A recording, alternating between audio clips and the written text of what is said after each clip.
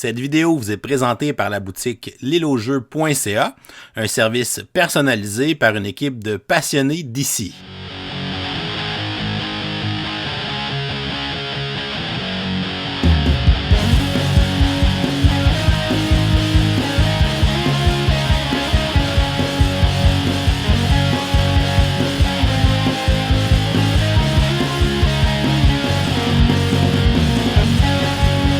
Salut les gamers, bienvenue à Professeur Board Game, je m'appelle David. Aujourd'hui à Board Game 101, je vous présente le très attendu Everdell Far Shore. Non, ce n'est pas une extension d'Everdell, mais plutôt un jeu à part entière qui reprend 80% du cœur d'Everdell et qui ajoute quelques modifications et nouvelles règles à l'expérience de jeu.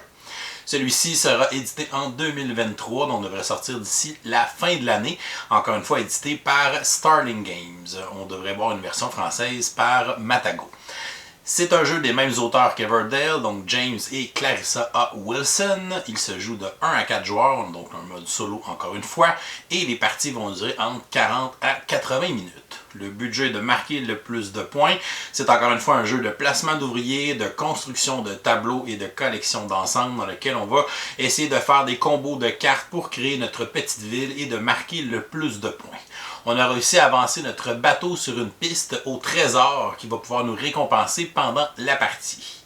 Alors, Everdell Far Shore, je vous montre comment on joue, ensuite je vous dis ce que j'en pense. Et comme on est lundi, on vous donne une question du jour pour participer à un concours du lundi pour le mois d'août 2023. On va essayer une partie pour 2 joueurs. Premièrement, on va placer le plateau au milieu de la table. À côté de celui-ci, on peut aller placer le phare en 3D, mais comme ça risque plus de nous cacher les informations pendant la vidéo, on va laisser faire cette pièce qui est totalement inutile. On va mélanger les tuiles îles et on va en placer 4 sur les emplacements dans le bas du plateau principal et les autres tuiles îles seront remises dans la boîte de jeu. On va former des réserves avec les différents types de ressources et on va les placer sur le plateau principal. On aura les champignons, les pierres de la mer, les algues ainsi que le bois. À côté du plateau principal, on va aussi se faire une réserve avec les jetons de points de victoire ainsi que les jetons de trésor. On va mélanger les cartes qu'on va placer à côté du plateau principal pour former une pioche. Et ensuite, on va aller révéler 8 cartes différentes dans l'emplacement du centre du plateau qui est la baie. Si jamais on retourne une carte qui est déjà sur la baie, on va aller la placer par-dessus. Donc, on veut vraiment retourner des cartes jusqu'à temps qu'on ait 8 modèles différents. Ce sera un marché commun pour les joueurs. Donc, les joueurs pourront jouer des cartes à partir de cet emplacement ou bien à partir de leur main. On va séparer les tuiles roses des vents en 2 piles, qui sont les piles A et B. On va retourner face visible la première tuile de chacune des piles. Ce seront les tuiles actives pour la première saison de la partie. On va ensuite séparer les tuiles objectifs et on va les placer sur le plateau principal par type. Il y en a 6 types différents. Et on va placer dans une partie à 2 joueurs la tuile objectif de valeur 2 et la tuile objectif de valeur 1 qui sera placée en dessous. Chaque joueur va se choisir une couleur et va recevoir ses 6 meeples animaux ainsi que son bateau à sa couleur. On va aussi se prendre 3 jetons d'encre et on va ensuite déterminer le premier joueur. C'est le joueur le plus salé et le premier joueur va débuter avec une main de 5 cartes alors que le deuxième joueur aura une main de 6 cartes au début de la partie. Une fois que les joueurs ont regardé leurs cartes, ils peuvent décider de faire un mulligan et de défausser toutes les cartes de leur main pour en piocher le même nombre de la pioche. Les joueurs vont ensuite placer un de leurs meeples animaux à l'intérieur de leur bateau et on va aller placer notre bateau au début de la piste bateau du plateau principal. Les joueurs vont aussi prendre 3 de leurs meeples d'animaux et vont aller les placer à côté des 3 emplacements de saison dans le haut du plateau principal. Une partie de Everdell Far Shore se joue en 4 saisons, en commençant par l'hiver. À chacun des tours de jeu, les joueurs auront 3 options. Ils pourront, s'ils ont encore des ouvriers de disponibles, aller les placer sur les emplacements du plateau pour pouvoir gagner des ressources, pour pouvoir piocher des cartes ou bien réclamer des tuiles d'objectifs. Au lieu de placer un ouvrier, on peut aussi jouer une carte dans notre main en payant son coût de ressources pour la placer dans notre tableau personnel qui va représenter la ville qu'on est en train de bâtir avec des cartes de construction et des cartes d'animaux. Et lorsqu'un joueur a placé tous ses ouvriers, s'il le veut, il peut prendre son tour de jeu pour préparer la prochaine saison et ensuite aller faire le printemps, éventuellement l'été et l'automne pour la 4e saison. Les joueurs ne sont pas obligés de changer de saison en même temps, ils vont y aller au fur et à mesure à leur propre rythme. Et lorsque les joueurs seront en automne et qu'ils vont préparer la prochaine saison, à ce moment-là, ça va mettre fin à leur partie. Et lorsque tous les joueurs auront terminé leur partie, on va passer au décompte final des points et le joueur qui aura le plus de points va l'emporter. À son tour de jeu, un joueur a 3 options. Il peut décider de placer un ouvrier sur le plateau, il peut décider de jouer une carte ou bien il peut décider de préparer la nouvelle saison. Mais pour le faire, il doit avoir préalablement joué tous ses ouvriers. Regardons la première option qui est de placer un ouvrier sur le plateau. Premièrement, il existe 2 sortes d'emplacements sur le plateau. On a des emplacements avec un seul pas et des emplacements avec plusieurs pas. On peut placer un ouvrier dans un emplacement qui est vide, qui a un seul pas, et à ce moment-là, cet emplacement sera verrouillé. Donc, on ne peut pas placer d'autres ouvriers dans un emplacement à un pas s'il y a déjà un ouvrier de présent. Alors que les emplacements où il y a plusieurs pas, on peut placer un ouvrier quand il est vide, évidemment, mais on peut placer d'autres ouvriers par la suite. Il n'y a pas de limite d'ouvriers à ces endroits et on pourrait même avoir plusieurs ouvriers de la même couleur sur ces endroits. On retrouve des emplacements qui vont nous donner tout simplement des ressources. Donc ici, on va gagner 3 ressources de bois. Ici, 2 ressources d'algues. Ici, on va gagner une ressource de pierre et on va aller piocher une carte de la pioche. Et ici, on va gagner 2 ressources de champignons. Lorsqu'on a des effets de pioche, on va les faire à partir de la pioche, à moins que ce soit spécifié qu'on peut prendre des cartes de la baie, qui est la zone de marché au milieu du plateau principal. Les joueurs ont une limite de 8 cartes en main. Si jamais un joueur a déjà 8 cartes, à ce moment-là, il ne peut pas piocher d'autres cartes avec des effets de jeu. Pour l'emplacement qui est ici, il va nous permettre de réclamer une tuile objectif. Si on a les symboles qui sont demandés sur la tuile, sur les cartes de notre tableau personnel, ce qui représente les 5 couleurs de bâtiments et de cartes animaux qu'on peut jouer dans son tableau personnel. Chaque joueur peut seulement réclamer chaque type de tuile objectif une seule fois et on va toujours réclamer celle qui est sur le dessus, donc celle qui aura une plus grande valeur de points de victoire à la fin de la partie. Dans le bas du plateau principal, on retrouve 4 tuiles îles qui vont aussi nous donner des emplacements d'action pour y placer des ouvriers. Ce sont tous des emplacements où on peut placer un seul ouvrier. Par exemple, on peut avoir un emplacement ici qui nous donne une pierre, un champignon et qui nous permet de piocher une carte de la pioche. Pour l'emplacement qui est ici, on peut gagner 2 ressources de notre choix parmi les 4 ressources du jeu. Ici, on peut gagner une tuile trésor et on peut aller piocher une carte de la pioche ou bien une carte dans la baie. Et l'emplacement qui est ici va nous permettre de piocher une carte de la pioche et de copier un emplacement du shoreline, qui sont les 4 emplacements de ressources dans le haut du plateau. L'emplacement des docks nous permet de défausser jusqu'à 3 cartes de notre main et de prendre jusqu'à 3 ressources de notre choix. On va donc gagner une ressource par carte défaussée jusqu'à un maximum de 3. Et pour l'emplacement du lookout, on peut défausser n'importe quel nombre de cartes de notre main pour ensuite remplir notre main avec des cartes soit du deck ou bien de la baie. Donc on va remplir jusqu'à une main de 8 cartes. Et en cours de partie, les joueurs pourront construire des cartes rouges dans leur tableau personnel. Ce sont des cartes qui vont leur procurer un emplacement d'action personnel que seulement eux pourront prendre en y plaçant un de leurs ouvriers. Contrairement au premier jeu Everdell, on ne peut pas placer nos ouvriers sur les emplacements d'action des cartes de nos adversaires. Maintenant, regardons la deuxième option d'un joueur à son tour de jeu qui est de jouer une carte. Lorsqu'un joueur décide de jouer une carte, il peut jouer une carte de sa main ou bien il peut jouer une carte de la baie qui sont une main commune entre tous les joueurs. Pour jouer une carte, on doit payer les coûts de ressources qui sont indiqués sur celle-ci et on doit avoir de la place dans notre tableau personnel qui peut accueillir un maximum de 15 cartes. Mon joueur décide de jouer une carte à partir de sa main. Il veut construire la carte qui est ici. On va regarder le coût de construction de la carte. Ici, c'est 2 ressources de bois. Il va donc prendre 2 de ses ressources personnelles et les remettre dans la réserve générale. On retrouve ensuite la couleur de la carte, qui est le type de carte. Ici, c'est une carte verte, donc une carte de production. Lorsqu'on va construire une carte comme celle-ci dans notre ville, on va immédiatement activer son effet de production. Et cette carte-ci me donne une ressource d'algues, donc je vais en gagner une immédiatement. On a aussi le nom de la carte, sa valeur de points de victoire à la fin de la partie. Les petites perles représentent le nombre de fois qu'on retrouve cette carte dans le deck. Et ensuite, on a des mots-clés. Donc ici, c'est une carte commune et c'est une carte de construction. On a des cartes communes, c'est-à-dire qu'on peut avoir plusieurs cartes avec le même nom dans notre ville, comparativement aux cartes uniques, qu'on peut avoir seulement un exemplaire d'une carte unique dans notre ville. Alors que les constructions représentent les bâtiments de notre ville et les cartes Critter sont des cartes d'animaux qui représentent les citoyens de notre ville. Après avoir construit une carte, on va aller regarder si on peut avancer notre bateau selon les indications des tuiles roses des vents qui sont actives pour la saison. Les tuiles A vont faire référence à un des mots-clés, donc ici c'est la tuile construction qui est active, et les tuiles B vont faire référence à une des couleurs de cartes, donc ici ce sont les cartes de production. Pour chacune de ces deux choses que la carte qu'on vient de jouer a en commun, on va pouvoir avancer notre bateau d'un espace sur la piste bateau. Donc pour ma carte que je viens de construire, on voit que j'ai l'icône de production et que c'est une carte construction, donc je réponds aux exigences des deux tuiles roses de vent. Le joueur va donc pouvoir avancer son bateau de 2 espaces sur la piste et si on arrive à un emplacement qui a un symbole de trésor, le joueur va gagner immédiatement un jeton de trésor. Ces jetons valent 2 points de victoire à la fin de la partie si on les a encore dans notre réserve personnelle et à tout moment on peut dépenser un jeton de trésor pour se donner une ressource Joker.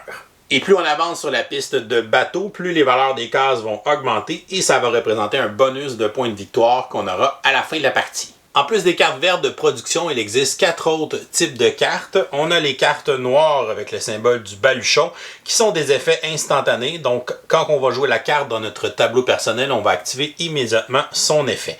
Mais il ne se réactivera pas d'autres fois dans la partie. On a aussi les cartes bleues qui sont des cartes qui nous donnent un pouvoir passif pour le reste de la partie. Dans le cas de cette carte, à chaque fois qu'on va avancer notre bateau à cause de la rose des vents, on va pouvoir piocher une carte de la pioche. Les cartes rouges sont des cartes qui nous donnent un emplacement personnel d'action pour placer un de nos ouvriers et ainsi faire l'action. Ici, ça serait de gagner 2 jetons de trésor. Et finalement, les cartes mauves, les cartes de prospérité, sont des cartes qui sont des objectifs de fin de partie qui vont nous donner des points selon la condition indiquée sur la carte. Ici, c'est 3 points pour chaque symbole de carte mauve que je vais avoir dans mon tableau personnel. Les cartes de construction vont coûter différentes ressources comme le bois, les algues ou des pierres, alors que les cartes d'animaux vont coûter des champignons.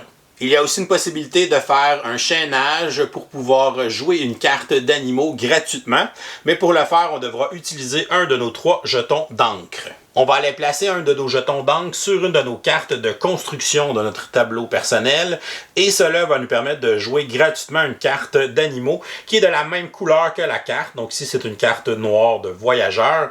Donc en mettant mon jeton d'encre, je pourrais jouer une carte d'animaux voyageurs gratuitement sans avoir à payer les 3 champignons. Donc ici, je vais jouer le pirate et le pirate, c'est un effet instantané. Donc on va aller gagner immédiatement 3 jetons de trésor. Une carte de construction peut avoir un maximum d'un jeton d'encre sur celle-ci, donc les joueurs pourront effectuer jusqu'à 3 chaînages dans toute la partie. Et maintenant, regardons la 3e option qu'un joueur peut prendre à son tour de jeu, qui est de se préparer pour la prochaine saison. C'est une option que les joueurs peuvent seulement prendre lorsque tous leurs ouvriers sont placés sur le plateau. Mon joueur Castor n'a plus d'ouvriers dans sa réserve, ils sont donc tous placés sur des emplacements d'action. Il peut donc décider de préparer la prochaine saison. Comme on vient de terminer l'hiver, on va aller préparer le printemps. On va donc regarder ce qui va se passer sur l'aide de jeu du plateau principal. Premièrement, le joueur va rapatrier tous ses ouvriers du plateau et les replacer dans sa réserve personnelle. Et il va prendre l'ouvrier de plus de cette saison. On va donc gagner un ouvrier supplémentaire à chacune des saisons de la partie. Au printemps, on retrouve ici le symbole de la production. On va donc aller activer toutes nos cartes vertes de notre tableau personnel pour récolter leurs bénéfices. Donc ici, je vais gagner une ressource d'algues. Ici, je vais avancer mon bateau de 2 espaces sur la piste bateau. Et cela va mettre fin à son tour de jeu. Les joueurs ne sont pas obligés de préparer une saison en même temps, donc ils vont y aller à leur propre rythme. Et quand ils ne pourront plus jouer de cartes ou qu'ils ne voudront plus jouer de cartes et que tous leurs ouvriers seront placés, ils pourront faire le changement de saison à ce moment-là. Lorsque le dernier joueur va changer de saison, donc lorsque le joueur rouge va changer de saison et s'en venir au printemps, il aura une étape supplémentaire. Donc, il va changer les 2 tuiles de rose des vents. On va défausser les 2 qui sont actives et on va aller retourner la prochaine tuile sur le dessus, ce qui va changer le mot-clé ainsi que le symbole qui va nous donner des synergies pour faire avancer nos bateaux lorsqu'on va jouer des cartes. Lorsqu'on va arriver à l'été, il n'y a pas de symbole de production, donc on ne réactivera pas nos cartes vertes. À la place, on va aller piocher 2 cartes parmi celles qui sont disponibles dans la baie pour les ajouter à notre main si on a de la place. Le dernier joueur à faire le changement d'été va faire encore une fois la rose des vents. On va changer les 2 jetons de rose des vents pour en mettre 2 nouveaux pour la saison. Et ensuite, il va aussi avoir la montée de la marée. Il va donc aller défausser 2 des tuiles îles qui sont dans le bas du plateau. Ces îles ne seront plus disponibles pour le reste de la partie. Et pour le changement de saison en automne, on va activer les productions. Donc, les bâtiments verts vont reproduire leurs ressources et leurs effets. On va ensuite piocher 2 cartes, soit de la pioche, soit de la baie. Et ensuite, le dernier joueur va encore faire le changement des jetons de rose des vents pour qu'on puisse mettre les 2 derniers qui seront actifs jusqu'à la fin de la partie. Une fois rendus à l'automne, les joueurs vont jouer leur dernière saison de la partie et lorsqu'ils vont repréparer la prochaine saison, qui est à dire l'hiver, cela va mettre fin à leur partie. Les joueurs ne termineront pas nécessairement la partie en même temps. On va donc attendre jusqu'à ce que tous les joueurs aient terminé leur partie pour passer au décompte final des points. Premièrement, les joueurs vont marquer les points de l'emplacement où se trouve leur bateau. Donc ici, ça me donnerait 45 points pour le joueur Castor. À cela, on va ajouter la valeur de base de chacune des cartes, donc la valeur qui se trouve dans le petit coquillage sur toutes les cartes de notre tableau personnel. Ensuite, on va regarder les conditions de points de victoire de nos cartes mauves de notre tableau personnel. Donc ici, j'ai le Windmill qui me donne 2 points par icône de carte verte. Donc j'en ai 1, 2, 3, 4, 5, 6 au total. Donc 6 x 2 pour 12 points. J'ai ensuite ici le Pilgrim qui me donne 2 points par tuile objectif que j'ai ramassé. J'en ai 3. Donc 3 x 2, 6 points pour le Pilgrim. Et finalement, j'ai le Arbor qui me donne 3 points de victoire par symbole mauve. J'ai 1, 2, 3 cartes mauves, donc 3 x 3 pour 9 points. On va marquer des points pour les tuiles objectifs qu'on a réussi à ramasser. Donc, cette tuile vaut 2 points par tuile objectif que j'ai. J'en ai 3. Donc, elle vaut 6 points. Celle-ci vaut aussi 6 points. Et celle-là vaut seulement 1 par nombre de tuiles, donc 3 points. On va faire 1 point par coquillage qu'on a ramassé, 2 points par tuile trésor qu'on n'a pas encore dépensé, et les ressources, malheureusement, ne valent pas de points à la fin de la partie. On va accumuler tous ensemble pour faire notre score, et le joueur qui aura le plus haut score sera déclaré vainqueur. Si jamais on a une égalité, c'est le joueur qui s'est rendu le plus loin avec son bateau. Sinon, c'est le joueur qui a ramassé le plus de tuiles objectifs. Sinon, le plus de tuiles trésors. Ou sinon, le plus de ressources restantes. Si jamais on ne peut pas départager un gagnant après tous ces bris d'égalité, ce sera une victoire partagée. Et voilà, c'est comme ça qu'on joue à Everdell Farshore. Je vous reviens avec mon opinion personnelle. Qu'est-ce que je pense de Everdell Farshore? On va regarder les côtés positifs. Comme son prédécesseur, je pense que Everdell s'est fait un nom dans le monde ludique à cause de la beauté de son visuel et de son matériel. Donc c'est vraiment une superbe production. Encore une fois, ça nous jette à terre de voir toutes les ressources, comment les petites ressources en résine, les petits champignons, les petites algues qui sont smooshy. Ils ont des textures qui sont le fun à manipuler, donc c'est vraiment du beau matériel. Que dire des jetons d'encre qui sont en métal, donc c'est vraiment un peu over the top côté matériel, mais si vous aimez ce genre de luxe-là, ça va vous jeter à terre. Les illustrations, encore une fois, sur les cartes, on est dans cet univers-là avec des petits animaux cute. Donc là, au lieu d'être une ville dans la forêt, c'est une ville sur le bord de l'eau. Donc on a un thème un peu plus maritime, on a des bateaux, des embarcations, des trucs qui ont rapport avec ça. Encore une fois, les cartes sont superbement illustrées, donc c'est vraiment très très beau. Donc il continue dans la même veine que son prédécesseur avec le côté visuel qui est magnifique et une superbe production.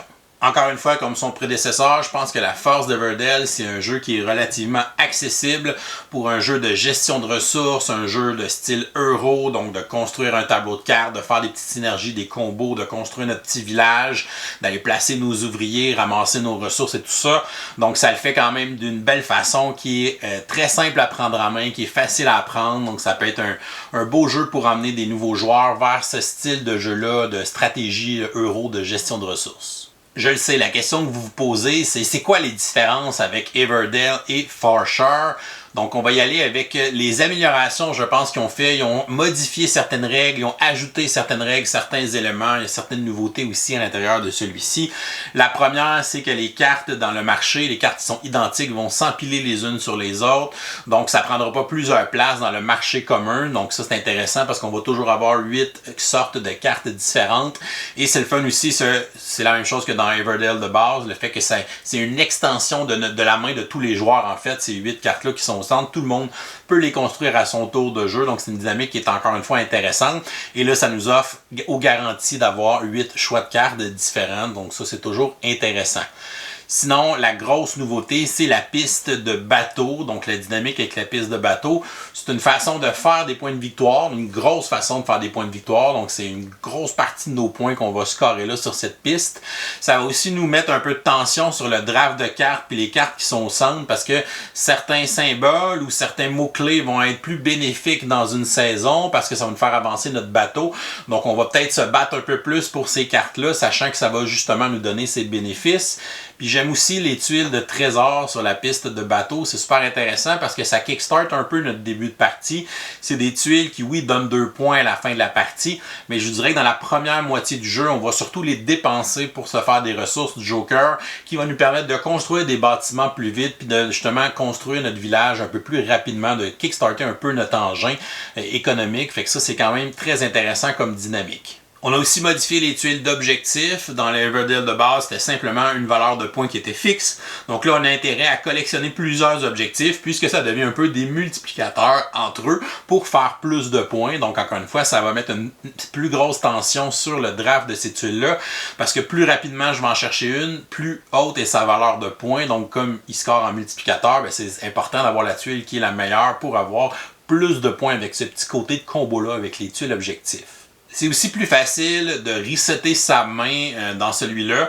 Premièrement, au début de la partie, on a un mulligan. Donc, si on n'aime pas les cartes qu'on a au départ, on peut les jeter et piocher une nouvelle main de cartes pour commencer la partie. Fait que ça, c'est toujours le fun parce qu'on ne se cachera pas. C'est un jeu qui a quand même une bonne proportion de hasard dans les cartes qu'on va piocher. On a aussi l'aspect du chaînage qu'on a complètement revampé dans Farshar. Donc, dans l'Everdell de base, on devait tout le temps trouver une construction spécifique avec un animal spécifique, puis c'est seulement ces 2 cartes-là ensemble qui pouvaient chaîner, qui pouvaient nous permettre de jouer l'animal gratuitement, non un ou l'autre gratuitement. Donc, dans celui-là, on a un peu revampé le système pour que ce soit moins dépendant de la chance. Donc, on donne 3 petites encres à tous les joueurs. Donc, c'était 3 opportunités de chaînage.